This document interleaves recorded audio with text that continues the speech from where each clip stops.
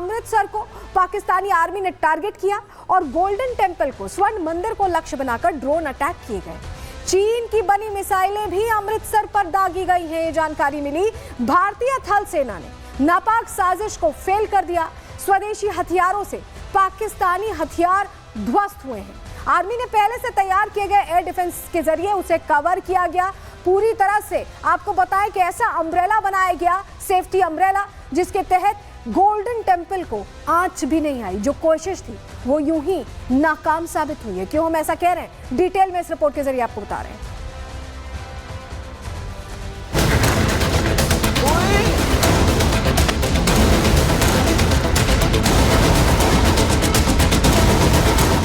पाकिस्तान आतंकियों को पालता है, हिंदुस्तान के खिलाफ हथियार की तरह इस्तेमाल करता है, और जब इन आतंकियों का सफाया शुरू होता है तो इनका आका मौलाना मुनीर सेना के साथ इनकी हिफाजत के लिए उतर आता है।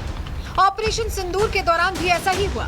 मौलाना मसूद अजहर और हाफिज सईद के 100 गुर्गों का खात्मा हुआ तो पाकिस्तान की जिहादी फौज आतंकियों के पैटर्न को फॉलो करते हुए भारत के सामाजिक ताने बाने को टारगेट करने लगी। मुनीर की निकम्मी आर्मी ने पहले जम्मू के गुरुद्वारे को निशाना बनाया, उसके बाद अमृतसर पर हमले तेज कर दिए। सिखों के सबसे बड़े तीर्थ यानी गोल्डन टेंपल पर पाकिस्तानी आर्मी ने ड्रोन दागे, रॉकेट दागे और अपनी नापाक मिसाइलें भी दाग दी। लेकिन मुनीर के मंसूबे भारतीय सेना ने पहले ही भांप लिए थे। भारत को पता था कि पाकिस्तानी आर्मी भारतीय सेना से सीधी टक्कर नहीं ले सकती, ऐसे में वो कायराना हरकत जरूर करेगी।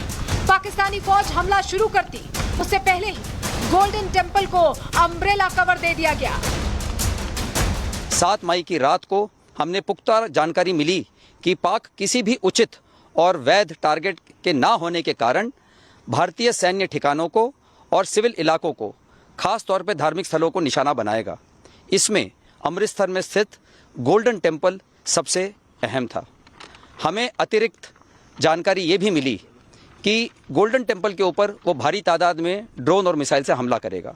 इसीलिए हमने तुरंत आधुनिक, अतिरिक्त एवं उपयुक्त एयर डिफेंस को उपलब्ध कराया और रणनीति के अनुसार गोल्डन टेंपल को चारों ओर से एयर डिफेंस की सुरक्षा दी गई।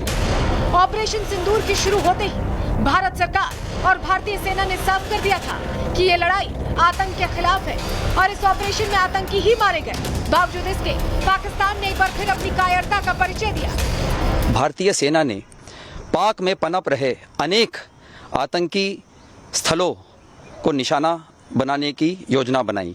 इसमें से 9 ऐसे टेररिस्ट कैंप को चुना गया जिसके बारे में हमारी पूरी जानकारी थी। 9 टारगेटों में से 7 को भारतीय स्थल सेना ने नाश किया। चुने हुए सभी लक्ष्यों को हमने पूर्ण रूप से सिद्ध किया।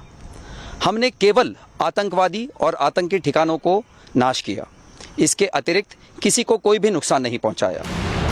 मौलाना मुनीर और उसकी फौज की कायराना हरकत का अंदाजा इस बात से लगाया जा सकता है कि जब वो भारतीय सैन्य ठिकानों को निशाना बनाने में नाकाम रहा तो सिविलियन इलाके और धार्मिक स्थलों को टारगेट किया। सक्सेस नहीं मिलने पर इन्होंने यही कामिकाजी ड्रोन्स और रॉकेट्स को सिविल एरियाज, गुरुद्वारा साहिब और रिलीजियस एरियाज को भी टारगेट किया। All of the air raid was intercepted and shot down with such precision.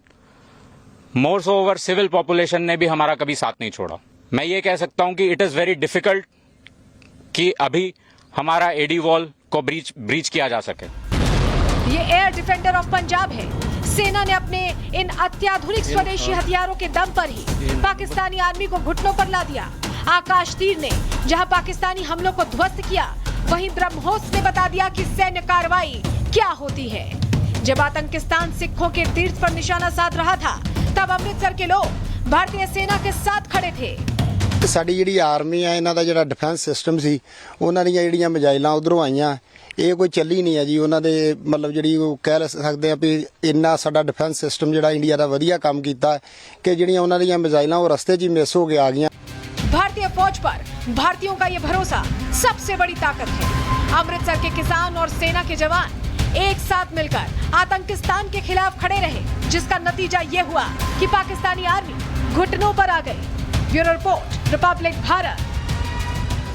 देखिए, पाकिस्तान घुटनों पर तो आ गया और भारत ने बकायदा इसे लाया, लेकिन बार बार जब हम कहते हैं कि 22 अप्रैल की जो घटना है, पहलगाम का सीधा सीधा कनेक्शन पाकिस्तान से, और पाकिस्तान कहता है तो ऐसा कुछ नहीं है। लेकिन अब गवाहियां सामने आ रही है, सच्चाई सामने आ रही है। पाकिस्तान को लेकर बड़ी गवाही और मौलाना मुनीर को लेकर जो बड़ी गवाही आई है वो अब आपको बताने जा रहे हैं। पाकिस्तानी पत्रकार ने बड़ा दावा किया है। मौलाना मुनीर के जिहादी सोच का सबूत उन्होंने सामने रख दिया है। पत्रकार आफ्ताब इकबाल का यह दावा है कि पहलगाम हमले में शामिल जो आतंकी थे उनकी सच्चाई उन्होंने सामने रख दी है। 4 आतंकियों में से 2 पाकिस्तान के कमांडोज थे। ये वहां के लोग कह रहे हैं, वहां के पत्रकार कह रहे हैं, हम नहीं कह रहे। तलहा अली और आसिम पाक सेना का हिस्सा रहे हैं और आसिम मूसा के बारे में पहले भी ये दावा हो चुका है, हमने खुद आपको प्रहार में बताया है। ऐसे में ये सवाल है कि क्या कुर्सी बचाने के लिए मुनीर ने पहलगाम में अटैक करवाया? ये प्रश्न खड़ा होता है। सुनिए क्या कहा है पाकिस्तानी पत्रकार ने। हाशिम मूसा एंड तला अली, ये तो है ना जी पक्की बात है कि पाकिस्तानी है। ये सरहद पार आते जाते थे, लश्कर तैयबा के साथ इनके बड़े गहरे मरासिम थे। एक के तो हमारी फौज और हमारी इंटेलिजेंस के साथ भी ताल्लुकात थे और मामलात थे, बल्कि वो बाकायदा सिपाही था, कमांडो था। 2-3 कश्मीरी थे उनमें, जो इंडिजिनस स्ट्रगल है, वहां के मकामी हैं। अब खतरनाक बात यह है कि वो आजकल लगे हुए हैं कुछ सो कॉल्ड फोरेंसिक्स करने। वो लगातार अपनी डिजिटल फुटप्रिंट के चक्रों में पड़े हुए हैं। तो आपने सुना, पाकिस्तानी पत्रकार खुद कबूल रहे हैं कि किस तरह के हालात है और मुनीर पर प्रश्न खड़े कर रहे हैं। एक तस्वीर आपको दिखा रहे हैं जल्दी से, देखिए 10 मई की शाम की तस्वीर है। ये वीडियो 10 मई की शाम का है और यहाँ पर आर्टिलरी फायरिंग हो रही है। किस तरह के हालात है, कैसे भारत ने डिफेंड किया है खुद को फुल फ्रंट पे। अखनूर से हमारे सहयोगी यहाँ गुरसिमरन पहुंचे थे, जहाँ वो मलबा दिखा रहे हैं, बता रहे हैं कि कैसे हमने हर कार्रवाई का मुंह तोड़ जवाब दिया। उनकी रिपोर्ट देखिए। ऑपरेशन सिंदूर के तहत भारत ने पाकिस्तान की तरफ से दागे गए 300 से ज्यादा ड्रोन्स को पूरी तरह से निस्तनाबूद कर दिया।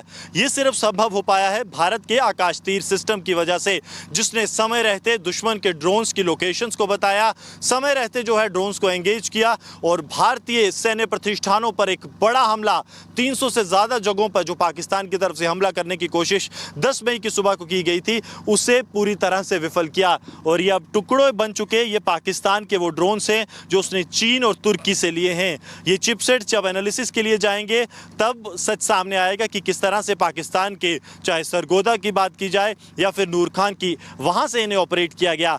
किस तरह से चीन और तुर्की ने पाकिस्तान की मदद की और भारत पर एक बड़े हमले की साजिश रची गई। लेकिन भारत का एयर डिफेंस सिस्टम ने पाकिस्तान की हर एक साजिश को पूरी तरह से निस्तनाबूद कर दिया। भारत पाकिस्तान के इस युद्ध ने एक बार फिर से बताया है कि कैसे भारत खुद को सुरक्षित रखने की ताकत तो रखता ही है, वहीं जवाब देकर पूरी दुनिया में लोहा मनवाने की ताकत रखता है। रिपोर्ट इसी से जुड़ी आपको दिखा रहे हैं।